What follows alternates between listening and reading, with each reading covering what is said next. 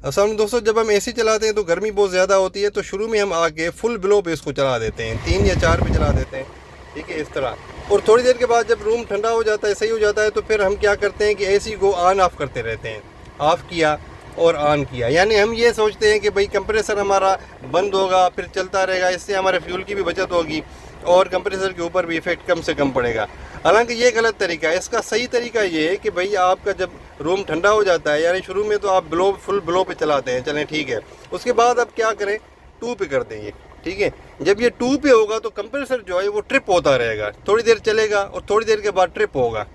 लेकिन अगर आप 1 पे चलाते हैं तो फिर ज़्यादा फ्रीक्वेंटली आपका ट्रिप होता रहेगा। यानी शुरू में मिसाल के तौर पे आप 2 पे चलाते हैं, तो मिसाल के तौर पे मिसाल ले लेते हैं कि भाई 1 मिनट कंप्रेसर चला, फिर 1 मिनट बंद होगा, ठीक है। जब 1 पे चलेगा तो फिर ज़्यादा फ्रीक्वेंटली जो है वो आपका कंप्रेसर जो है वो ट्रिप होता रहेगा। यानी मिसाल के तौर पे 30 सेकंड जो है वो चलेगा, फिर 1 मिनट बंद होगा, या 15 सेकंड चलेगा, 30 सेकंड बंद होगा। तो इस तरह यानी 1 और 2 में ये फ़र्क होता है। आपको ये कोई ज़रूरत नहीं है कि भाई इसको ऑन करें फिर ऑफ़ करें, तो इस तरह आपने नहीं करना है। इस तरह आप डिस्ट्रैक्ट होंगे, ड्राइविंग से डिस्ट्रैक्ट होंगे। आप जस्ट 1 पे कर दें, आपका कंप्रेसर जो है वो ट्रिप होता रहेगा।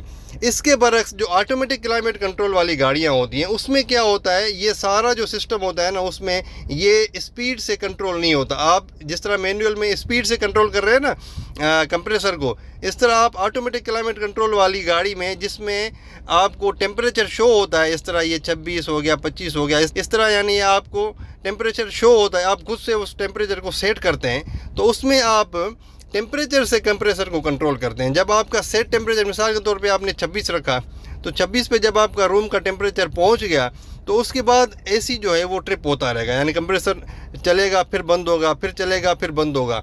आपको वहाँ पे ये स्पीड से उसको कंट्रोल करने की कोई ज़रूरत नहीं है कि भई आप 2 पे कर दें, 3 पे कर दें। वहाँ पे आप चाहे फुल ब्लो पे चलाएं या 1 पे चलाएं, आपका कंप्रेसर ट्रिप नहीं होगा जब तक आपका जो सेट टेम्परेचर जो आपने सेट किया है वो उसको वो रूम जो है वो पहुँच ना जाए, ठीक है। तो ये होता है ऑटोमेटिक और मैनुअल एसी में कंट्रोल करने का। पहले मैंने शुरू में एक वीडियो बनाई थी, उसमें मैंने आपको बताया था कि ये जो हीट कंट्रोलर होता है ना, इससे आप अपने कंप्रेसर को कंट्रोल कर सकते हैं। जब आप इसको इधर करेंगे तो आपका कंप्रेसर जो है वो ज़्यादा जल्दी ट्रिप होता रहेगा। हालांकि मैंने आपको ऑटोमेटिक का बताया था, लेकिन आपको मैंने दिखा मैनुअल का दिया था, तो अभी मैंने इसको क्लियर कर दिया। जो ऑटोमेटिक होता है उसमें इससे आप कंट्रोल कर सकते हैं हीट कंट्रोलर से, यानी टेम्परेचर जो आप सेट करते हैं। और मैनुअल में आप ये याद रख लें कि स्पीड से आप अपने कंप्रेसर को कंट्रोल करते हैं, यानी 1 पे रखेंगे तो आपका कंप्रेसर जल्दी ट्रिप होता रहेगा और आपके फ्यूल की भी ज़्यादा बचत होगी। जब आप 2 पे रखेंगे तो आपका जो कंप्रेसर है वो थोड़ी देर के बाद ट्रिप होगा और आपकी फ्यूल की थोड़ी सी बचत 1 के मुकाबले में कम होगी। जब आप 3 पे रखेंगे तो फिर और ज़्यादा देर से ट्रिप होगा। जब आप 4 पे रखेंगे तो फिर बहुत ज़्यादा देर से ट्रिप होगा, ठीक है।